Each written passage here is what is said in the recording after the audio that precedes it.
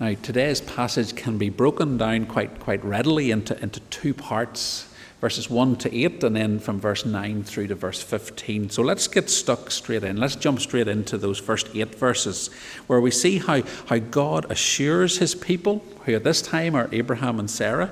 God assures his people that a covenant of peace exists between them. Now, I should say that this morning we're back to using or borrowing the headings from Alan Ross, from his commentary. And I guess Alan's overall approach has been very helpful today, but so too have some other writers as well. Now, in the opening verses, the Lord visits his people. You'll see that there in verses 1 and 2. The Lord visits his people, Abraham and Sarah. Now, it seems that today's account follows closely from what we looked at together last Sunday in chapter 17 of Genesis. Because here in verse 1 of chapter 18, well, if we were reading this in the original Hebrew, the name Abraham is missing. It simply refers to him as him rather than by name. Now, our English versions often substitute and supply that name for us because, well, we might stop and come back a week later to talk about or to look at the next chapter. So it's Abraham that's being referred to. Now, remember as well that the chapters and the verses were added where they weren't introduced until much more recently. In fact, the chapters weren't introduced until the 13th century AD and verses until the 16th century. So if we were reading this, it would have been the book of Genesis, and just one verse after another without any indication of the verse numbers that we're familiar with today. But they were simply introduced to help us to navigate the Bible, a bit like an address with a town and a street number, a street and a house number. So we have our book names, which are part of the original text, but then the chapters and verses which were introduced later. So verse 1 literally begins, and the Lord appeared to him. And the Lord, you'll see that the name Lord there is in capital letters, and as you may know in our English Bibles, that's how God's personal name is represented, the personal name Yahweh, which in Hebrew is just 4 letters, YHWH. Now, the reason I say that hopefully will become, why that's important will become clearer as we move forward. So it's God himself who appeared to Abraham. And that provides the setting for this whole episode, for this whole chapter, in fact. These opening words set the scene for the account which follows, including the conversation which takes place. Now, things are slightly complicated by the fact that in verse 2 we're told that when Abraham looked up, there were 3 visitors stood in front of him, not just one. Now, the 3 could have been the Lord and 2 angels, or perhaps the Lord appearing as 3 men. Now, we're not told, but from the passage, I think it being the Lord plus 2 angels would seem to be the most likely option. But what is clear? What is very clear is that the Lord Almighty visited Abraham that day. And what an amazing blessing it turned out to be, as we've read and as we'll think about as we move forward in this sermon together. So then in verses 3 right through to verse 8, we see how Abraham responds graciously to the visitors. Now, we don't know how quickly he knew just how special these 3 visitors were. He's already bowed low before them. He's bowed right down to the ground to honor them. And he certainly seems very eager to serve them and to serve them to the best of his ability. And all of that might suggest that that he knew from the outset that this was God. But on the other hand, Abraham doesn't use God's name Yahweh, but instead he addresses him simply as my Lord, which is still very respectful, but it's a title that could be used for anyone of importance. Now, for what it's worth, I don't think Abraham knew immediately that he was being visited by the Lord Almighty. But he certainly sensed that these visitors were worthy of being treated with honor and with respect. Abraham might possibly have suspected that these visitors were messengers from God. But at some point during their conversation, it would have become clear, abundantly clear, that he was in God's presence, in the presence of God himself.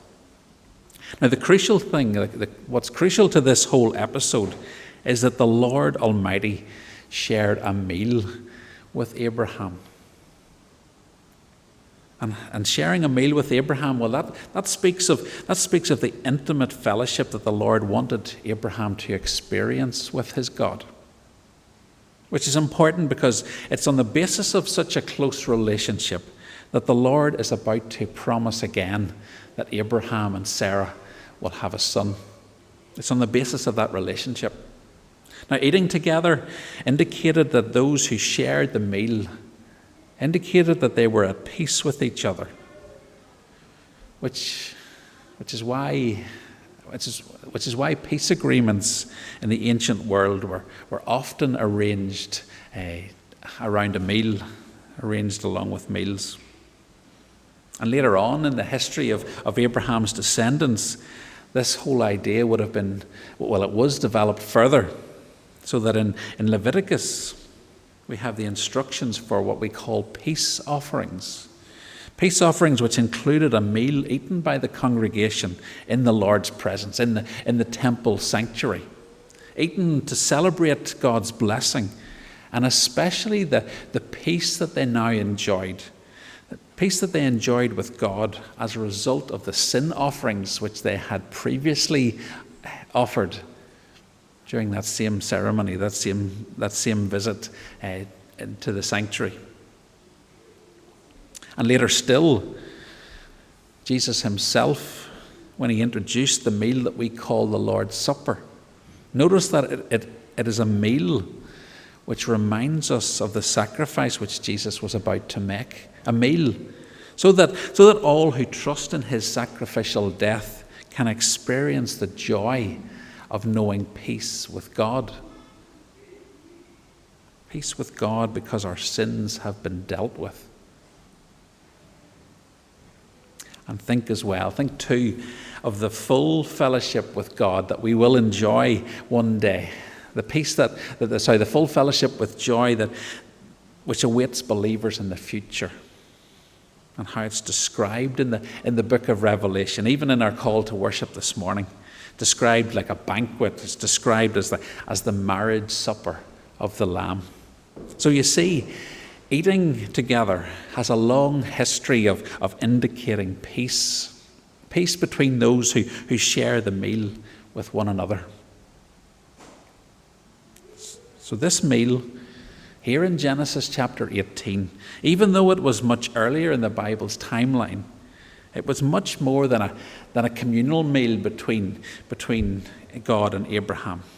It was a meal which signified peace. Peace, the peace that Abraham enjoyed with God on the basis of the covenant that God had made with him. Abraham was a friend of God. He was in covenant relationship with his Creator. And during this special visit to Abraham, a visit which was only made possible because of that covenant of peace that God had made with Abraham, during this visit, the Lord again promises that Abraham and Sarah will have a son. Alan Ross, the guy that I mentioned earlier, Alan Ross points out that nothing could more effectively communicate the close relationship upon which God's promises were based. And that's so true. That's so true. And when Abraham realized the identity of his special visitors, you can imagine the assurance that must have given him. The assurance that must have given him would have been massive. Assurance that the Lord would fulfill his promises to Abraham. beginning by blessing him and Sarah with a son, despite their advancing years and Sarah's barrenness. That takes us then to the second part of today's passage, which is verses 9 through to 15. And here the heading is that God expects his people to believe his promises because nothing is too difficult for him. I'll say that again because it's important. God expects his people to believe his promises because nothing is too difficult for him. This second section tells us about the conversation that the Lord has, initially with Abraham and then with Sarah. A conversation about the fulfillment of God's promise of a son. Now, if there's still any doubt in Abraham's mind about the identity of these three visitors, well, it would have quickly disappeared when the Lord began to speak. In verses 9 through to 12, we're told that the Lord's promise seems beyond belief. This time it's Sarah who struggles to believe that what the Lord has promised is possible. Abraham is asked where Sarah is, and he replies that she's in the tent. But if you think about it, someone who already knew Sarah's name, well, surely would have already known that she was in the tent. So it seems the point of the question is actually to focus attention on Sarah. She is the reason for the visit because she will be the one through whom this promise is fulfilled. The promise of a son will be fulfilled through her, through Sarah. Next then, the promise that we heard last Sunday in Genesis 17 verse 21, that promise is stated again. Only this time Sarah hears it too. Verse 10, the Lord said, I will surely return to you about this time next year, and Sarah your wife shall have a son. And Sarah was listening at the tent door behind him. God's promise to return is actually significant. It points to the fact that the Lord intends to intervene supernaturally, to intervene miraculously, to bless Abraham and Sarah with this child that he has promised. Now, we've been told several times already, but again in verse 11, again we're told that Abraham and Sarah were elderly. We're told that Sarah was beyond childbearing age. In other words, only by a miracle from the Lord. That was the only way that Abraham and Sarah would have the son that they had been promised. To Sarah, the Lord's promise is more than she can dare to believe. And we're told there in verse 12 that she laughed to herself. Now, given the circumstances, from a purely human perspective, from a purely human point of view, the thought of having a child, well, it just seemed ridiculous to Sarah. And so she laughed to herself. Now, I don't imagine it was in derision. I don't imagine it was done in any mocking way. But that she simply laughed in disbelief. Because that's precisely what the Lord rebukes her for in verses 13 to 15. And here in these verses 13 to 15, we are forcefully reminded that the Lord's ability is beyond our human understanding. The Lord's ability is beyond what we would even imagine was possible. Now, this I believe is where the main take-home message of today's passage is found. So it's time to pay extra close attention. Now, as I've mentioned, the Lord rebuked Sarah's doubt. He did that first by asking Abraham why Sarah laughed. That's there in verse 13. Now, of course, God knows why. But his purpose is surely to force Sarah and Abraham to question her actions and to realize how foolish she has been. So the Lord's rebuke, yes, it's forceful, but there's great kindness intended by it. God knows his own ability, that he's more than able to keep his promise and give to Sarah the son that he has promised. Now, imagine for a moment if it was possible for God to be surprised. He would have been amazed, surely. He would have been bewildered that Sarah would have doubted and laughed at his promise. But of course, God is not surprised. Nothing takes God by surprise. The Lord knows our weaknesses. He knows how we struggle. And he wants to see Sarah's faith increase. And he wants to see her doubts being dealt with. He wants to see the doubts decrease and faith increase. And he wants to see him for Abraham and for all of us too. So the Lord asks Abraham a question, knowing, of course, that Sarah is listening in. He asks, is anything too hard for the Lord? Now, the answer, of course, is no. There's nothing which is too hard for the Lord. We were thinking about that even with the kids earlier, that nothing is too difficult for God. Now, you and I, we've heard that for many, many years, no doubt. We know it's true, in our heads at least. After all, we have been taught it since we were children. We've been taught that there's nothing too hard for God. But do we truly believe it? Do we believe it in our hearts, especially when life gets difficult?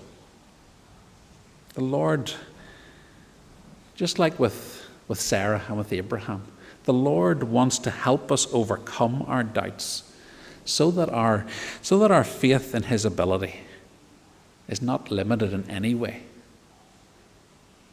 So that we truly believe, not just with our heads, but with our whole selves, we believe that God can do anything. That's what he wants for Abraham and Sarah, and that's what he wants for us too. Now for them, for Abraham and Sarah, the proof will be that when the Lord returns in a year's time, that Sarah will have had this baby son. And we see that there at the end of verse 14. And then verse 15 tells us Sarah's response to God. Verse 15 says, Sarah was afraid, so she lied and said, I did not laugh. But he, which is the Lord, he said, yes, you did laugh. Now, by denying it, perhaps Sarah was trying in her own mind to take back her laughter because she now wishes that she hadn't laughed. And realizing who she's laughed at, well, it's not surprising that Sarah feels afraid. But whatever Sarah was thinking, the fact that she had lied to God because she had, in fact, laughed, well, the Lord corrects her. The Lord says that Sarah did laugh, and he does that just before he leaves. And next week, when we come to the end of this chapter, from verse 16 to the end, we'll discover where those three visitors, where they were headed next. So both Abraham and Sarah's response to the Lord's promise of a son is laughter. Abraham last week, Sarah this week. Now they weren't turning their backs on God in disbelief. No, but they did find this particular promise difficult to believe. However, the Lord had chosen to do the seemingly impossible. He was going to give this barren woman, Sarah, a son in her old age. The Lord was going to do what was unbelievable from a human perspective. He was going to do it in that way, so that they would know that this son was given to them by God. Now, that was something which would always be important for them and for later generations to remember. Because their son was the promised seed, the continuation of the family line through which God's covenant promises would move forward. And the Lord himself was ensuring this birth by miraculous means. So what do we learn from all of this? Well, essentially this passage reminds us that the God that we worship can do anything, even what seems impossible. And he calls us, if we're his covenant people, he calls us to believe that fact.